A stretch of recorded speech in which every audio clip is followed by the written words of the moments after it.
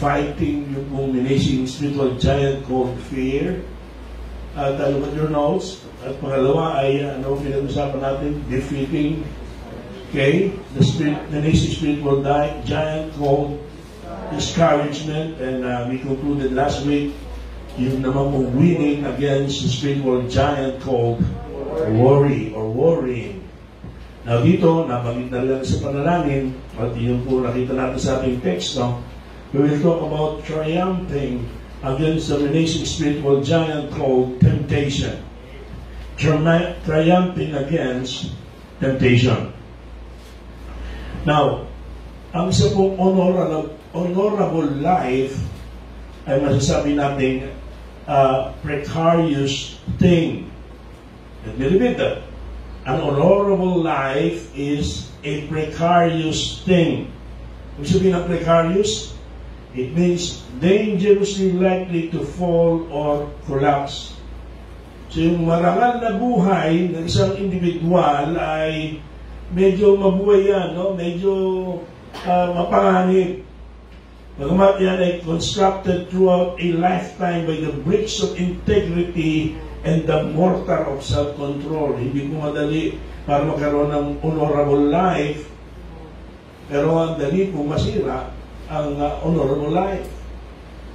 At hindi po assurance na lumipas ang panahon kung saan ay yan ay nabuo at pinoteksinan mo ng integridad at yan ay pinangalagaan mo pagkakaroon ng self-control, but it remained precarious. Again, it means most likely to fall or collapse. May mga sitwasyon po ay may mga tao na masabi natin from the outside, they appear sturdy enough to withstand a tempest. But the weak spots are found within. It can all come toppling down in one weak moment.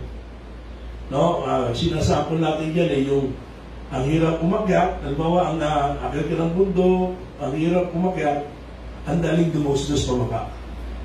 Ang daling dumusdos pababa. Ang hirap mong iningatan ang iyong pangalan, yung reputasyon, pero isang pagkakamali, isang kawalang ingat ay madaling mawasak ang lahat ng ito. It was the 19th century Irish wit by the name of Oscar Wilde who confessed what many have taught over the years. Sabi niya, and I quote, I can resist anything but temptation. And temptation.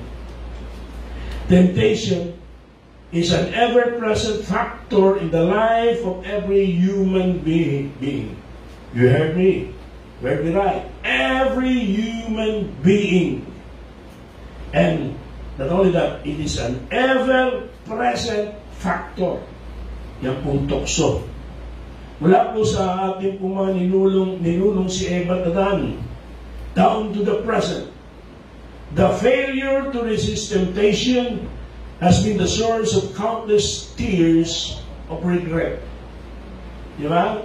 Ilang pamilya ba ang nasira dala ng hindi nagtagumpay sa tukso, nahulog sa tukso? Ilan bang buhay ang nasira dahil nahulog sa tukso? Ilan bang kumpanya ang nasira dala ng tukso? Ilan bang bansa ang nasira dala ng tukso? At maging ang iglesia ay hindi ligtas. Ilan bang iglesia, lingkod ng Diyos, mananampalataya, ang buhay ay nasira, ang ministeryo ay nasira, ang patotoo ay nasira because of the failure to resist temptation. So this menacing giant called temptation has captured the lives of many people. That's why we must learn to triumph over temptation if we are to walk victoriously in our spiritual life. No, isa po ito sa mga higante na dapat nating mapagtagumpayan. Kung nais natin talagang tayo ay magkaroon ng matagumpay, mabuting katotoot, kagamit-gamit sa Panginoon at buhay. And glory to God. Praise the Lord. Why? Because He has provided a way to triumph over this giant temptation. Ang Panginoon ay nagkaloob po ng pamamaraan. Dito po sa Biblia makita natin, pamamaraan para mapagtagumpayan itong higanteng ito.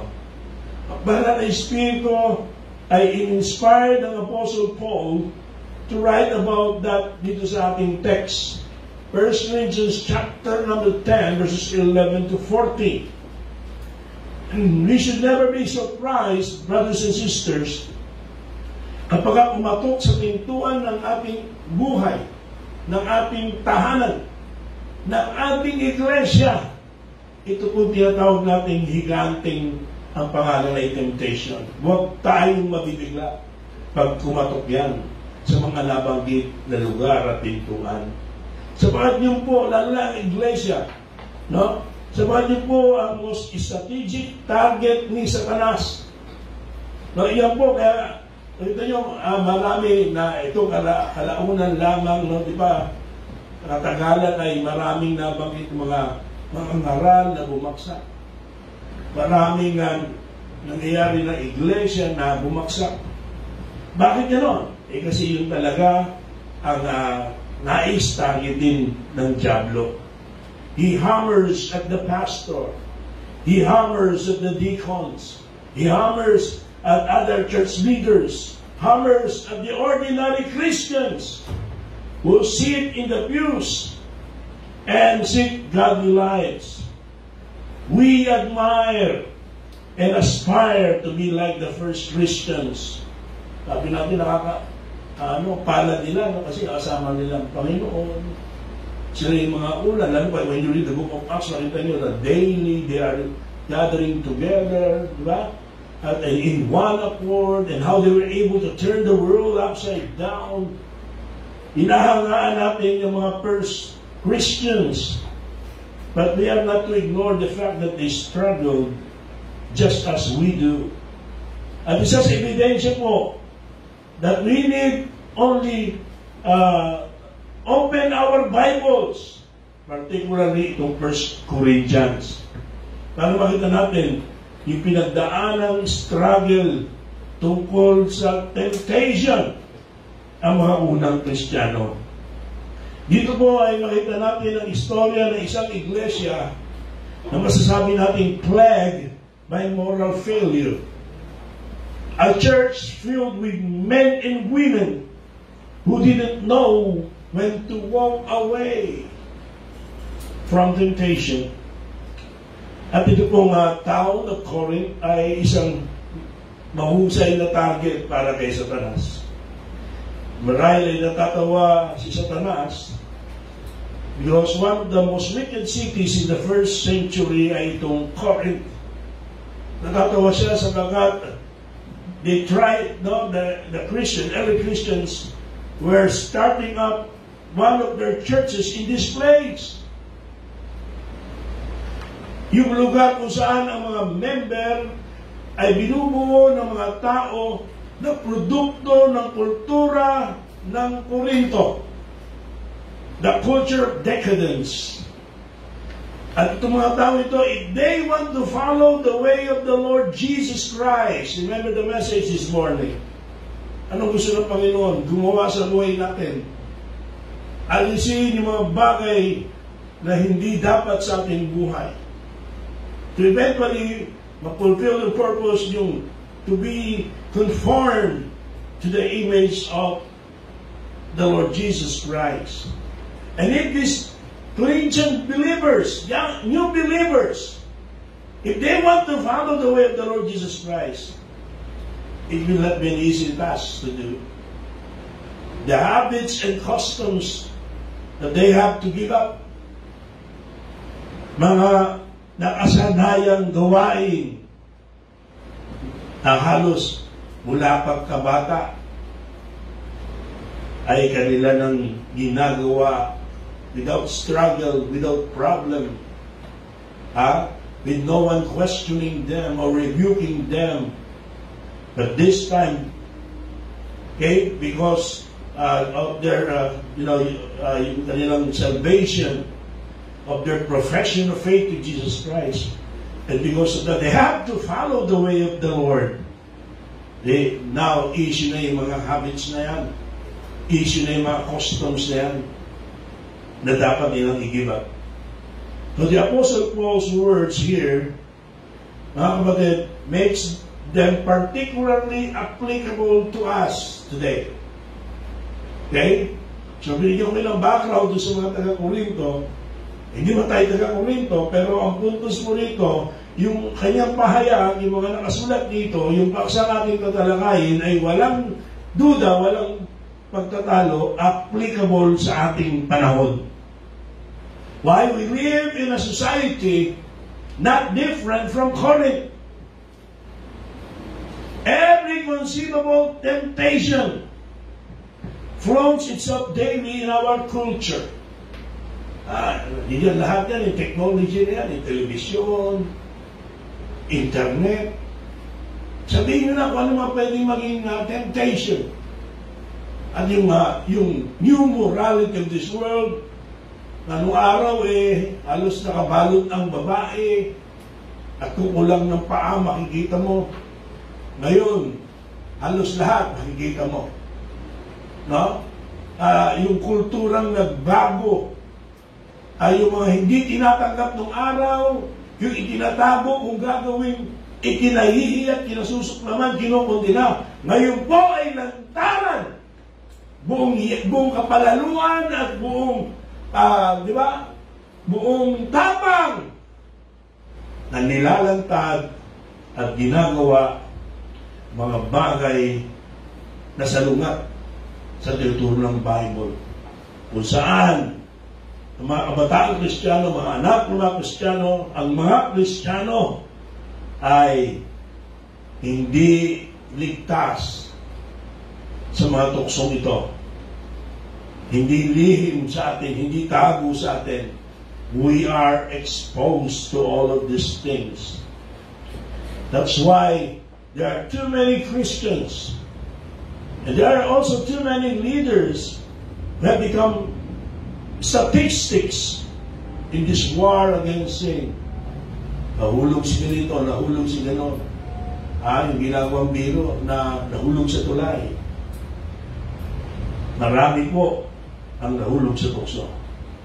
That's why we need the Holy Spirit's inspired words of the Apostle Paul about triumphing against temptation as desperately as the believers in Corinth.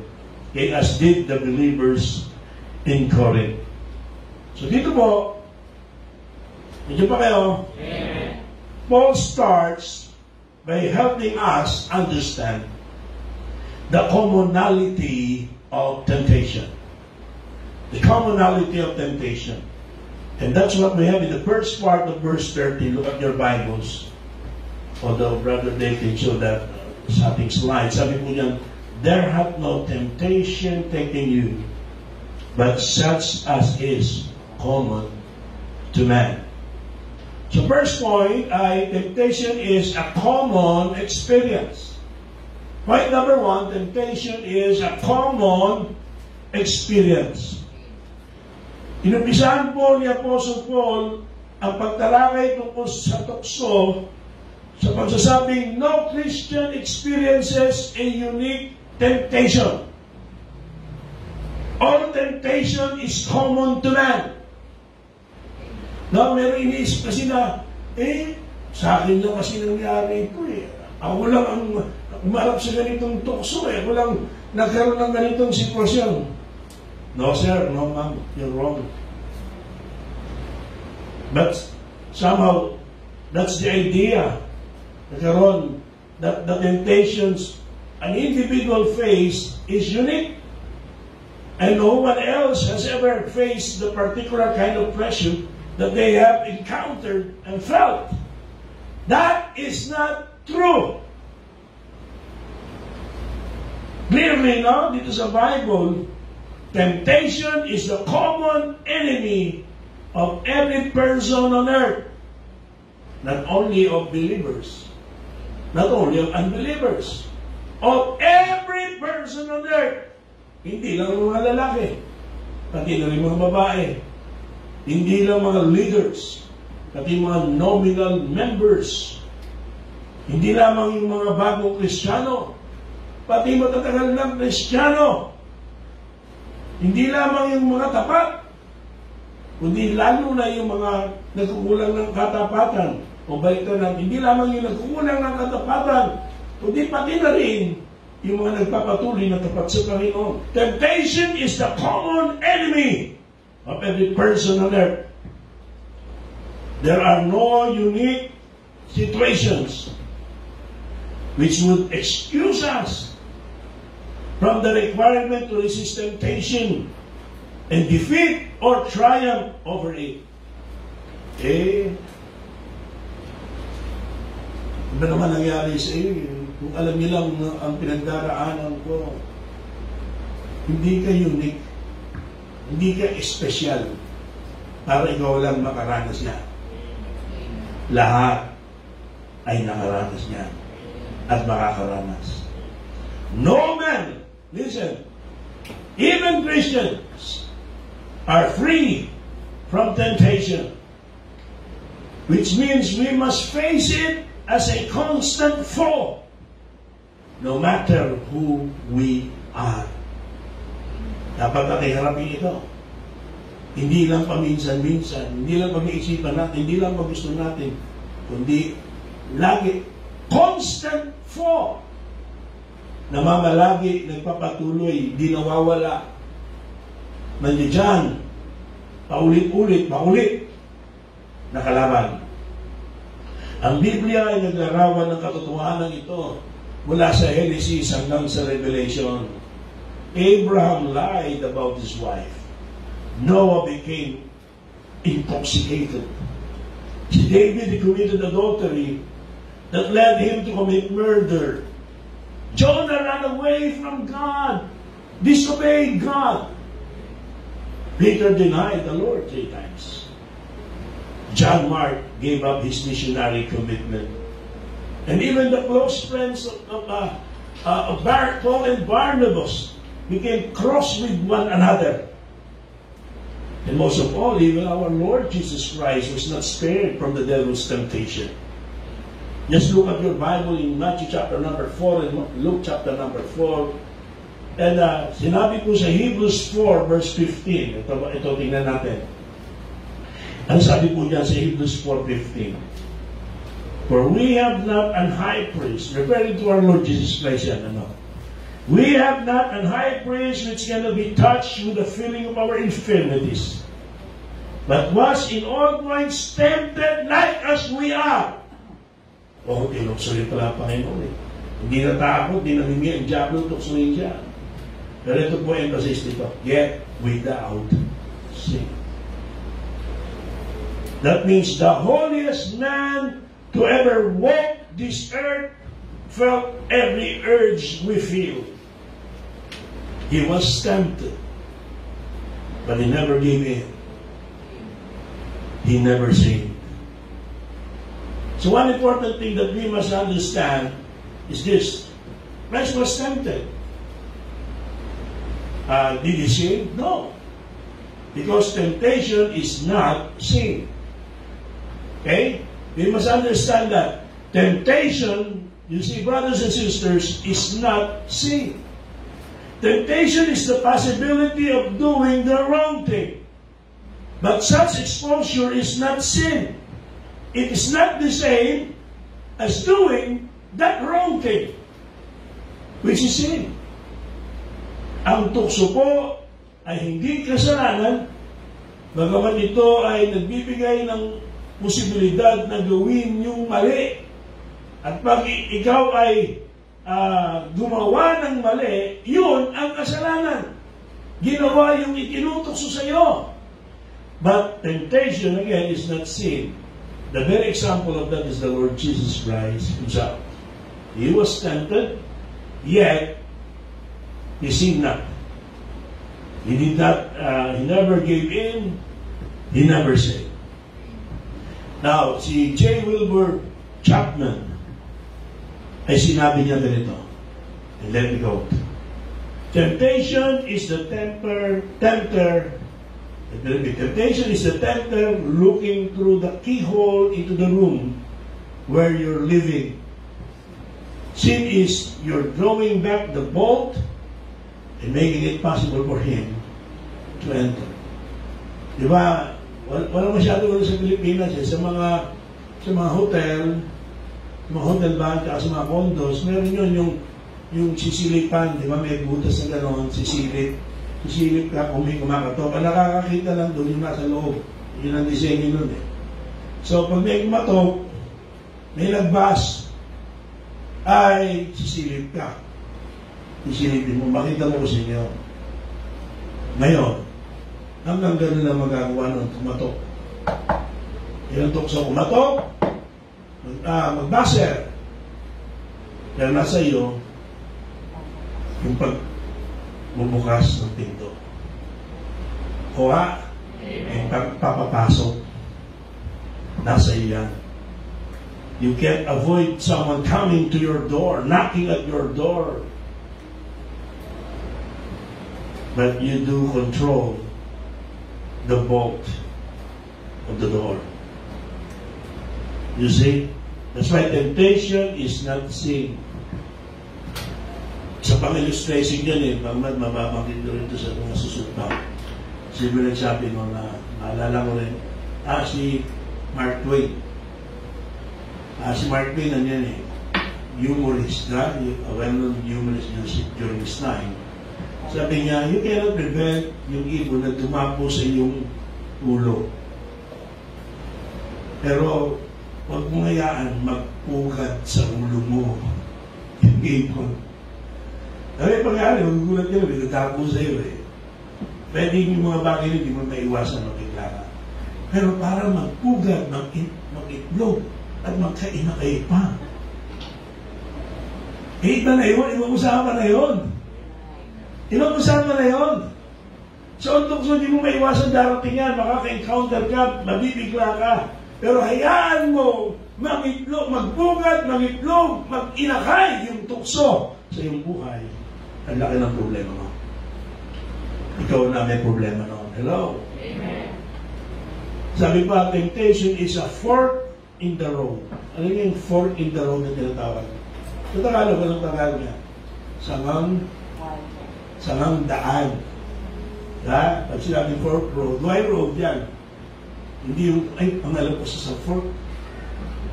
Mga lima yung talim na gano'n eh. No, ang tawag dyan yung Y road, fork road. Sa Tagalog, yan natin yung Tagalog natin, sangang daan. Okay? It's the presentation. Yung temptation is a fork road in the road. It's a presentation of a choice of which road to travel. The high road or the low road. The high one or the low one. Wouldn't life be easier if there were no forks? Na madali sana kung no decisions to make if the road were simply a straight and narrow path. Para madali sana ang buhay. But listen, the Bible gives us no magic formulas for that kind of life.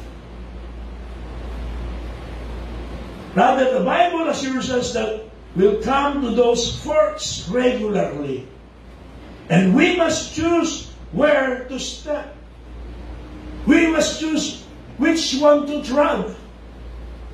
We must choose which road we should go. Yan po yan. Some forks will lead down roads of sexuality or immorality. Some of materialism. Some of hypocrisy. Some of compromise, of covetousness or greed. There are too many more to name sa mga daan kung saan ito ang hangganan. That's why even the Bible made it clear, no? There seemeth a way. There's a way that seemeth good, right? But it serves as a warning. But the end thereof is to destruction. It's a way to destruction. May maluwang na daan, marami nung pumapasok, pero yun ay sa kamatayan at kapahamakan. Sabi ng Panginoon, sikapin natin ang ating pagpili sa tamang daan. Ito man ay makitid at ilan lang ang dumadaan dito. But it is the right way and we should choose that. Araw-araw, pumaharap tayo sa fork roads. And if we will not be careful and wise enough, we might choose the road that will lead to our misery, failure, even destruction.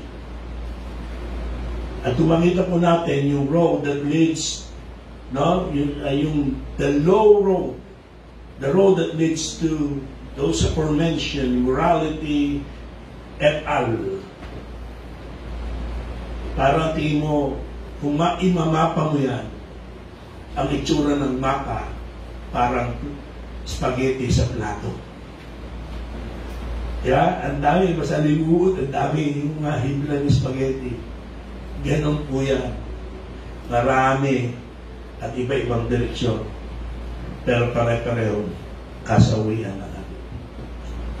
And as a matter of fact, brothers and sisters, the wiser and more mature in Christ we become, the more treacherous and subtle are the choices.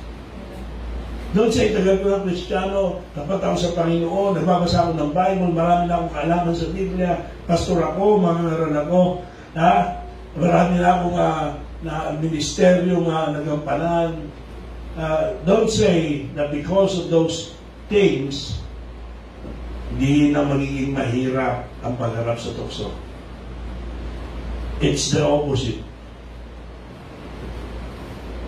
You see, they don't become easier, but rather they are more difficult.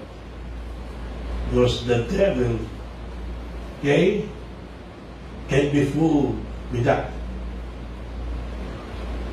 The advanced level earns you advanced opposition. Kaya, pastor ang target Kaya, magugulat pa tayo, kaya binanggit natin kanina umaga, biglang nawala. So, ganito. O mga manggagawa na, mga inaasahan na o aasahan mo na sa pero sila pa yung nalalaglag, nawawala. Bakit?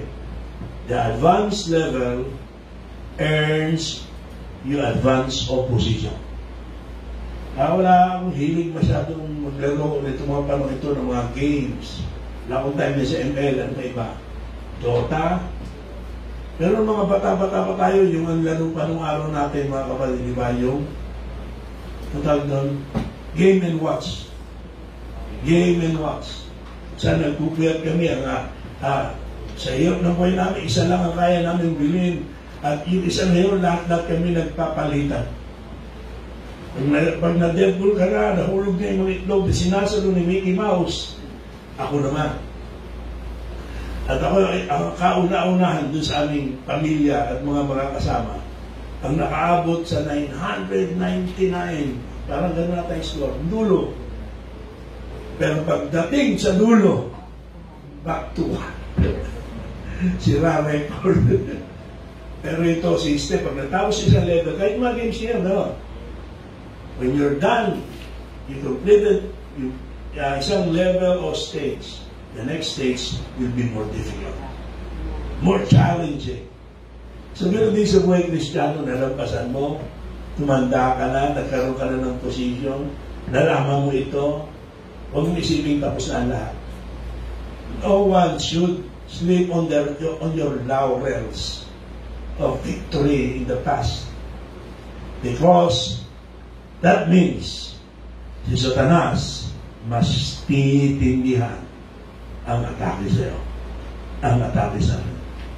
The important thing to remember is that we're walking with the Lord on that journey. He will hold our hand and He will never fail to point out the direction that's right and true. So kahit na habang tumitindi ang tukso, ang pinaka-pag-asa natin at ang ating kumpiyansa ay nandoon sa kasama natin ang Panginoon. At hindi siya nagkukulang na tayo'y gabayan. Kailangan lang ay patuloy tayo magtiwala at sundin ang kanyang gabay. It never becomes easier rather. But listen, it becomes more rewarding. Di ba, mas mahirap yung level at nalampasan mo, mas may fulfillment ka. May fulfillment ka. Pag yung mga word games sa cellphone, mga apps na yan, hanapin mo, may mga blank dyan at hanapin mo yung words na 3 letters, nakakatamad. Pero pag nadudong ka lang sa mga 6 letters, 7 letters, yan ang challenge. At pag nalampasan mo na, diba, may fulfillment, may enjoyment. But don't waste your time on those things, okay? But the point is, I'm just using those things as examples na habang tumatagal ang buhay Kristiyano, hindi nagiging madali. Habang tumatagal ay lalong humihirap at matindi ang tukso. Tama po ba? Yeah. But, listen, it becomes more rewarding. More rewarding. Si Dr. Lewis Sperry Chafer, founder of Dallas Theological Seminary, he used to say that committed Christians are placed on the front lines of the battle. So imagine yung gera, no?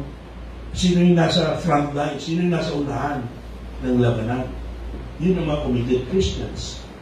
It's the place where the enemy's fiercest pressure is felt. But it is also the best view of his crushing defeat. Mas nakikita mo yung kalaban. Kita ka sa kalaban. Kita ka ng kalaban, brother. At ikaw ang unang target. Hindi ka sa frontline eh. Pero, mas mahirap yung nasa likuran. Lalo na yung mga gero nung araw, di ba? Kumpulan yan, nilele. Mahirap sa likuran. Hindi mo alam kung ano nangyari eh. Mas may advantage ka rin. Alam mo kung ano nangyayari. Alam mo, pag tumira ng pana, masisilip mo yung direksyon, yung sa likod, walang kalaman na, pumahana pala kalaban. No, ganun nga, hindi anong araw eh. It's the place where the enemy's fiercest pressure is felt, but it also offers the best view of his crushing defeat. This environment will never grow beyond the power of temptation. We'll see it in every new and more devious forms. Mas matindi. Kung yung COVID virus may variants. And what are those variants? Di ba mutation? Yung mga virus, si Sagalin, di ba? Mga virus, meron silang kapasidad na mag-mutate. Napanood ko, nabasa ko yung article na nung sinaksakan doon ng antibiotic, yung HIV virus. Imagine yun, tagal na nga hindi pa nagagamot niya. Wala pang gamot sa HIV virus. Nako-control lang, di ba, yung spread niya at pag-worse. But it remained na wala pang vaccine for that. At para sabihin mo, na less than 1 year may vaccine na para sa COVID. Na COVID na nag-variant pa. Na pinakita nyo sa isang video na pag sinaksakan ng antibiotic yung HIV virus, makita mo parang matatamaan eh, parang tinablan eh. Pero hindi. Mag-mutate lang, magbabago ng anyo, at pag sinaksak mo na yung antibiotic na yun, hindi na siya naapektuhan. Nag-iibaan nyo. Kaya ang hirap gamutin eh. Ito COVID ganun din, di ba? Kaya may variant na nangyari. Isipin mo, nag-confine yung Bombay. Diba, Chinese na ibang klase yung amoy na. Nag-combine. Buti tinagalo ko, may mga nanonood. But the point is this. Nakabalit,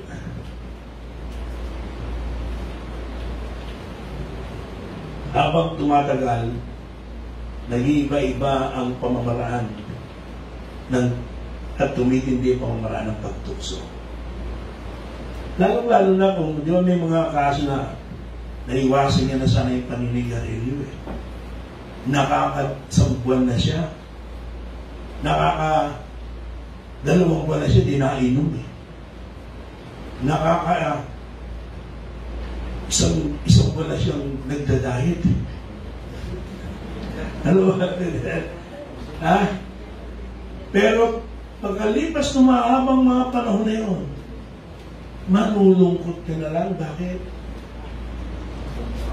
Napalamon ka na naman. May handaan, di ka nakaiwas. Napainom ka na naman, may nag-alok, di mo natanggihan. Nakakita, may nag-alok sa'yo ng sigarilyo. May nakita ka naglalaro ng baraha o mahjong, ano pa ba yan? And I remember, no, yung speaker natin dito sa kong pastor, ganyan example niya, ang kasalanan, katulad daw ng baboy yan na kinakatay. Ang baboy, pag nakita mo kayong baboy na kinakatay, tinutusok ng 4 pato sa leeg. Habang hawak-hawak nila. Mahirap pag nakawala. Pero mas malakas daw ang baboy na kinakatay pag malapit ng mamatay. And if we're aware of that, ganun din ang anumang bisyo, mas lumalakas yan pag malapit na talaga natin mapagtagumpayan. Paglubusan na natin maaalis sa ating sistema. Yung addict na nakapag-control na mahabang panahon, mas malakas yan. Kaya lumipas na ang panahon, nalapasan mo, pero bakit biglang mahuhulog ka pa ron? Diba? Kasi yun, mas tumitindi ang tawag ng hindi ng kalikasan, iba yun ano, ang tawag ng kasalanan. Mas tumitindi ang tukso. Hello? You see it in every new, more devious forms. But your eyes will be filled with the glorious sights God reserves for those who follow Him with the utmost devotion. I'm trying to picture kung paano yung naging damdamin ni Daniel when he resisted yung in-offer na pagkain, masarap na pagkain ng hari. At yung naging resulta nito. I can't help but try to imagine ano ba yung damdamin meron si Joseph na nung tinanggihan niya yung tukso ng asawa ni Potiphar. Nakulong siya. But eventually the ending is a happy ending. And what will happen if he yielded to the temptation?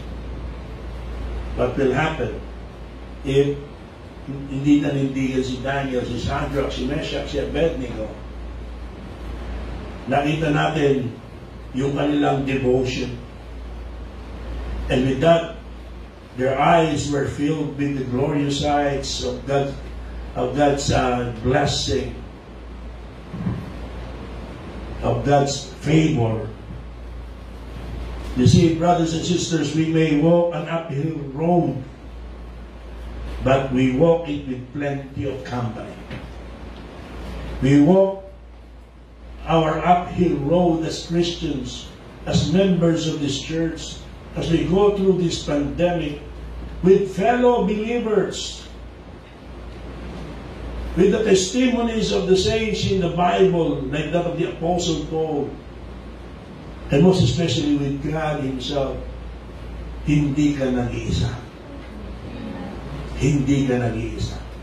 Hindi tayo nag-iisa sa pakipagbakang ito. Hindi ka nag-iisa na dumadala sa problema ng tukso, ng struggle, ng takot, ng discouragement, ng pagkabalisa. Hindi ka nag-iisa. Lalo tigit, hindi ka nag-iisa dahil kasama mo ang Panginoon.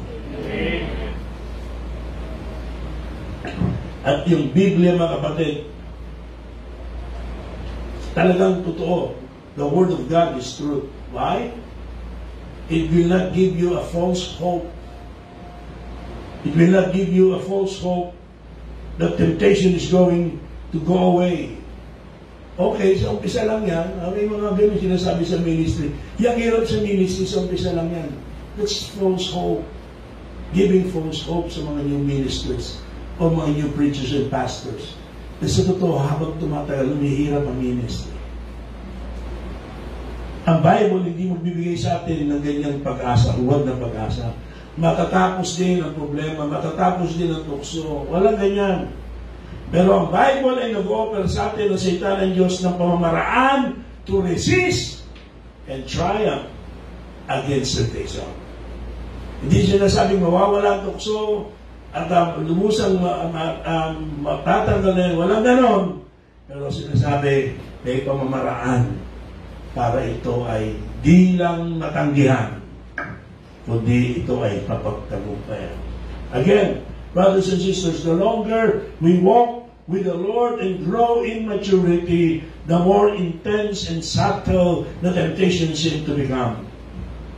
Satan works overtime in devising traps and devices by which we might fall. Another thing, we will not kill this giant called temptation on this side of heaven, but we can defeat or triumph over it. So, no, yan po. Temptation is a common experience. Secondly, no, di natin matatapos sa mahaba ito. Si-series din natin ang series. But allow me to continue. Secondly, temptation, it is in controlled environment. Okay? Its environment is controlled. Temptation, it's a controlled environment. Ito po, one of the greatest truths about temptation na binabanggit po rito sa ating tinatalakay na talata, verse 13. 1 Corinthians 10:13. Pansinin niyo po, sabi ni Apostle Paul dito, there hath no temptation taking you, but such as is common to man. Tapos tayo dyan. The commonality of temptation. But God is faithful, who will not suffer you to be tempted above that ye are able.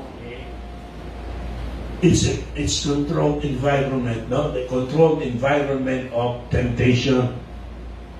If every believer in Christ could internalize this truth, how about that? Our battles with temptation will result in far more victories. Kung atin lang mapanghahawakan, ating pakaliliniin, pagbubulayan, isa sa puso, panghahawakan, itong katotohanan ito, mas maraming pagtatagumpay sa tukso ang ating makakamtan. Temptation occurs in an environment controlled by God. That is, the temptations God allows us to experience are not more than we can resist. We do not have to give into it. We don't have to be defeated by it. We don't have to yield to it and commit sin. Alam ng Panginoon ang ating strength. Alam niya ang ating mga limitations. He knows our capacity in every area. He knows what we can bear and exactly where the limits to our endurance lie. Kaya mga kapatid, pag nakakarinig tayo, sinasabi ng tao, ikaw nag-iisip ka o nasasabi mo, it was more than I could handle. Listen, hindi yan totoo. Isa yung malaking kasinungalingan. Sabat ang linaw po ng sabi ng Bible that all temptations are under God's control and He does not allow more than we can resist, especially with His help.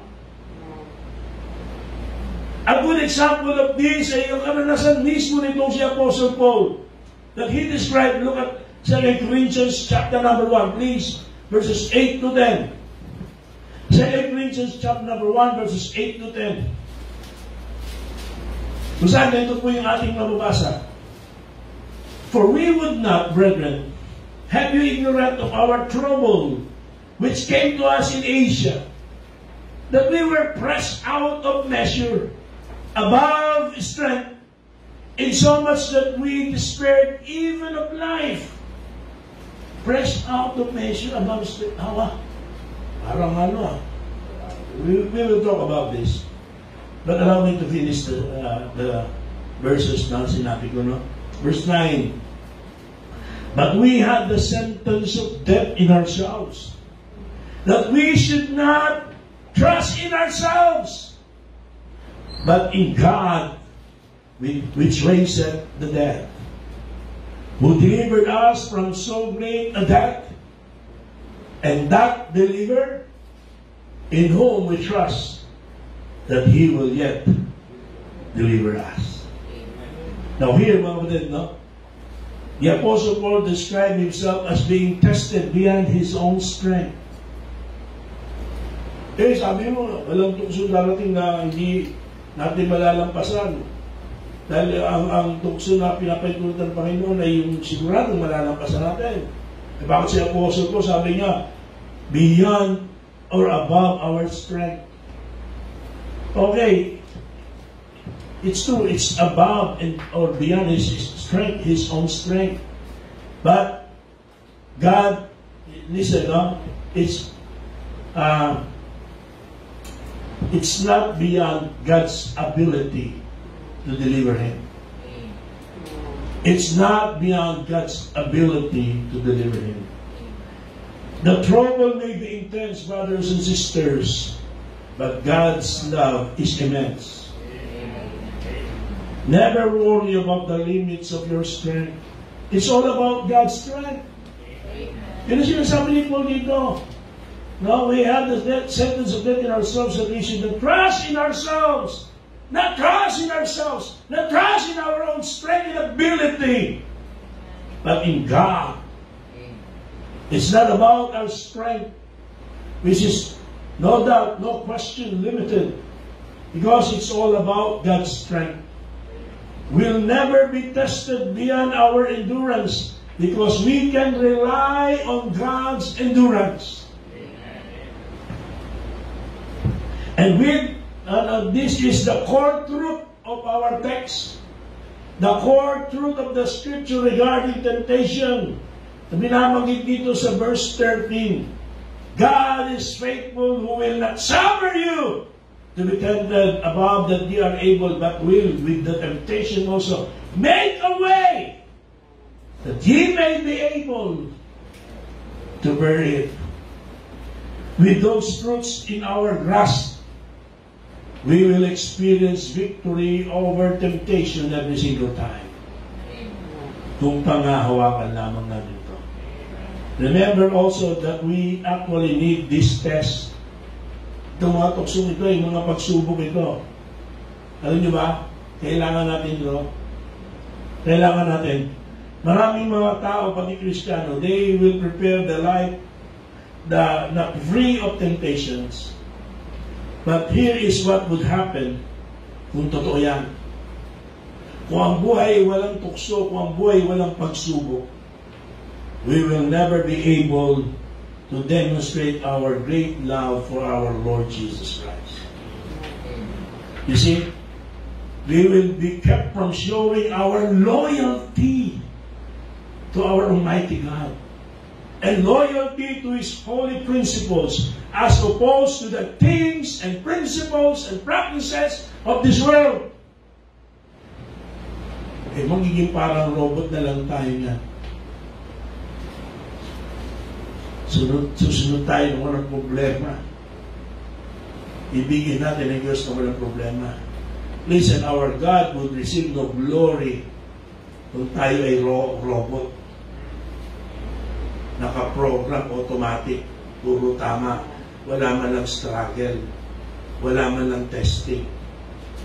Magiging robot tayo yan. Okay?